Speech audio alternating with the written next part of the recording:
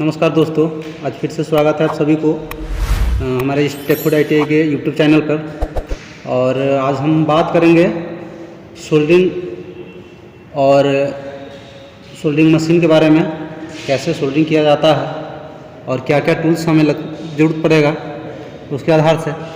तो सबसे पहले हम देख लेते हैं कि कौन कौन से मटेरियल और टूल्स चाहिए। तो आइए देखते हैं। तो सबसे पहले हमको चाहिए एक क्या बोलते हैं सोल्डरिंग आयरन चाहिए, वाटेज के अपने ज़रूरत के हिसाब से वाटेज इसका आता है। इसके बाद हमको चाहिए ये है सोल्डर वायर, और ये हमारा फ्लक्स है, इसको फ्लक्स बोलते हैं। इसके बाद टूल्स में आते हैं तो हमारा ये कॉम्बिनेशन प्लायर है, पेचकस है, ये फाइल की ज़रूरत पड़ता है यानी रेती का ज़रूरत पड़ता है, और अगर कहीं ज्वाइन करना है तार वगैरह काटने या छीलने के लिए हमारा वायर स्टिपर है, और साथ ही साथ हमारा पावर सप्लाई है जो यहाँ पर देख रहे हैं। इसके बाद से हम बात करते हैं तो सोल्डरिंग करने से पहले इसके कुछ सुरक्षा सावधानी भी जान लेना हम लोगों के लिए अति आवश्यक है। तो हम देखते हैं, जैसे मान के चलिए हमारा ये सोल्डरिंग आयरन है, तो सबसे पहले तो सप्लाई देने से पहले इसमें सप्लाई कनेक्ट करने से पहले देख लेना चाहिए कि कहीं तार कटा फटा तो नहीं है, अन्यथा शॉर्ट सर्किट होने का चांस हो सकता है या शॉर्ट लगने का भी अपने खतरा हो सकता है। तो इसको अच्छी तरह से देख लेना है। इसके बाद से हम यहाँ पे इसको ऑन करते हैं, ये हमारा हीट होगा और इसके बाद से हम इससे सोल्डरिंग कर पाएंगे।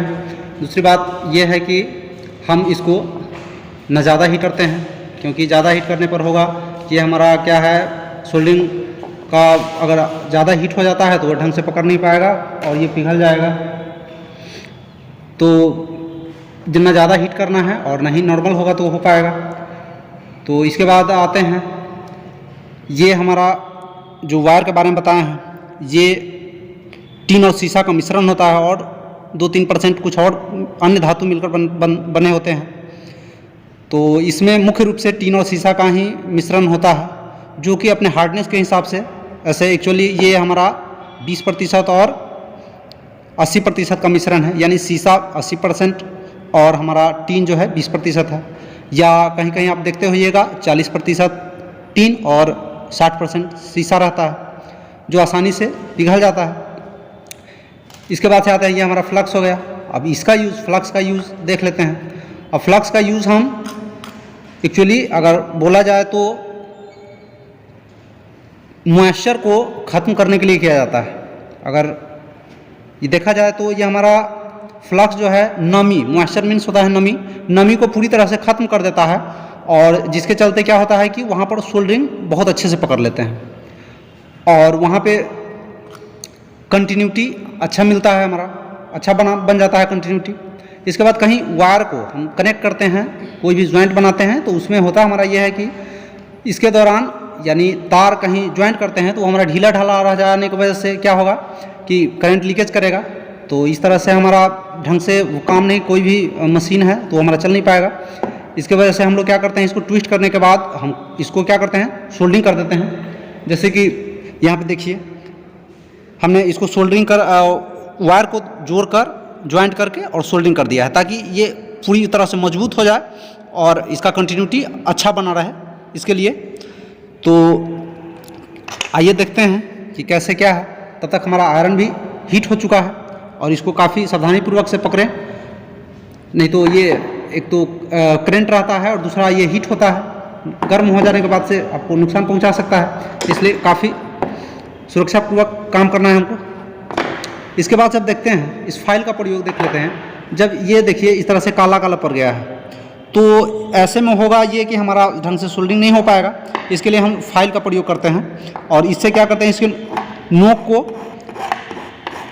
इस तरह से घस देते हैं, और इस तरह से घसने के कारण होता यह है कि हमारा सोल्डरिंग अच्छा प्रकार से अच्छी तरह से मतलब सोल्डरिंग कर पाएगा। तो इस तरह से हमने इसको साफ़ कर दिया इस नॉब को, और इसका नॉब जो है हमारा तांबा का बना होता है। किसका बना होता है? तांबा का बना होता है। इसके बाद ये फ्लक्स में हम इसको क्या करते हैं, डुबो देते हैं इस तरह से। फ्लक्स लगाने के बाद आपको बताया था कि मॉइस्चर को ख़त्म करने का काम करता है। इसके बाद अगर हम इसको सोल्डरिंग करना चाहते हैं किसी भी कंपोनेंट को जोड़ने के लिए या कहीं भी सोल्डरिंग करना है, तो हम सबसे पहले इस तरह से इसको ट्विस्ट कर लेंगे, वायर को छील कर हल्का इस तरह से, और इसमें फ्लक्स थोड़ा सा लगा देंगे और इसमें भी थोड़ा सा फ्लक्स लगा देंगे। और किसी भी कंपोनेंट पर अगर हमको सोल्डरिंग करना है, ये आपको ऐसे ही प्रैक्टिकली बता रहा हूँ, ये ऐसे एलईडी का है, ये ख़राब हो चुका है, तो हमने इसमें इसको डुबो लिया था। और दूसरी बात कि इस पर हम क्या करते हैं, यहाँ पे ये हमारा क्या है, सोल्डरिंग वायर को पिघला लिए और जहाँ पे हमको सोल्डरिंग करना है वहाँ पर हम क्या करेंगे, इसको इस तरह से रखेंगे और इस तरह से हम क्या किए, इसको सोल्डरिंग कर दिए। और सोल्डरिंग इस तरह से करना है ताकि ज़्यादा बाहर भी ना जा सके और दूसरे जो है इसका डायग्राम यानी सर्किट उसमें न चिपक सके। इसलिए फिर से अगर यहाँ पे देखिए, फिर से अगर ढंग से नहीं पकड़ पाता है इसका, तो इसका नॉब को हम बार बार साफ़ कर देते हैं ताकि अच्छा से पकड़ सके। ये ज़्यादा हीट हो जाने की वजह से होता है। अगर ज़्यादा हीट हो जाता है तो आप यहाँ से स्विच को ऑफ भी कर सकते हैं ताकि अच्छी तरह से सोल्डरिंग हो, क्योंकि ज़्यादा हीट होने पर मैंने बताया था आपको कि ढंग से सोल्डरिंग नहीं पकड़ पाता है। और मान के चलिए कहीं भी यहाँ पे हमको सोल्डरिंग करना है, तो इस तरह से हम इसको सोल्डरिंग कर सकते हैं। और इसको ठंडा रखने के लिए इसको छोड़ दें आराम से, तो इस तरह से हम किसी भी वायर पर सोल्डरिंग कर सकते हैं।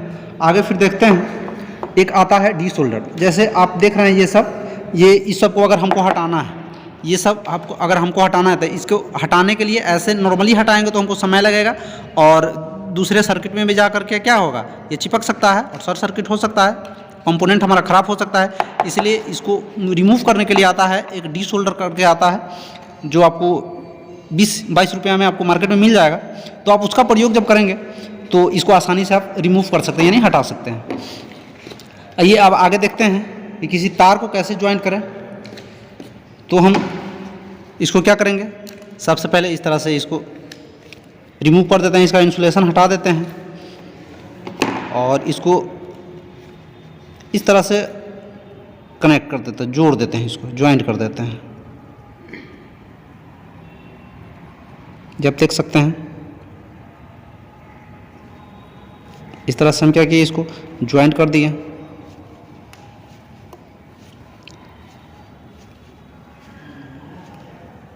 इस तरह से ज्वाइंट कर दिए और इसको या तो रेगमाल या कॉटन वेस्ट से इसको अच्छी तरह से हम क्या करते हैं, साफ़ कर देते हैं ताकि यहाँ की जो गंदगी है वो साफ़ हो जाए।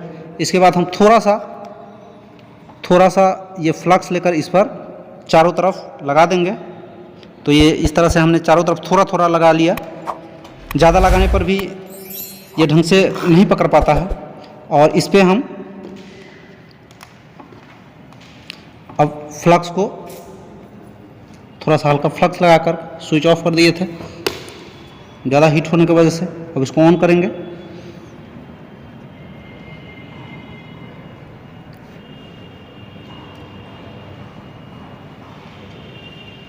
थोड़ा समय लगेगा। अब देख लेंगे इस पर कि अभी नहीं हीट है, इसलिए इसको पिघला नहीं पा रहा है। तब तक इसको नॉब को हल्का साफ़ कर लेते हैं, क्योंकि ज़्यादा हीट होने की वजह से ये काला पड़ गया था।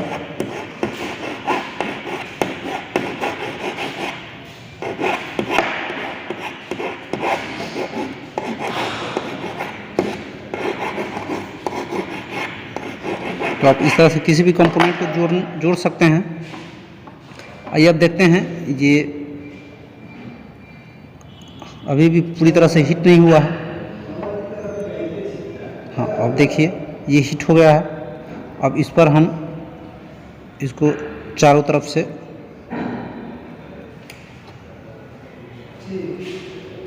इस तरह से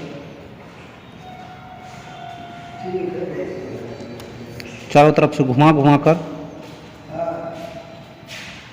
यहाँ पर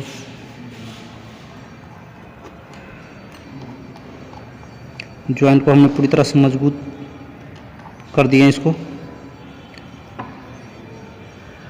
अब यहाँ पर कंटिन्यूटी भी अच्छी हो जाएगी और करंट लीकेज का भी टेंशन ख़त्म। देखिए इस तरह से हमने क्या किया, चारों तरफ घुमा कर हमने इसको सोल्डिंग कर दिया।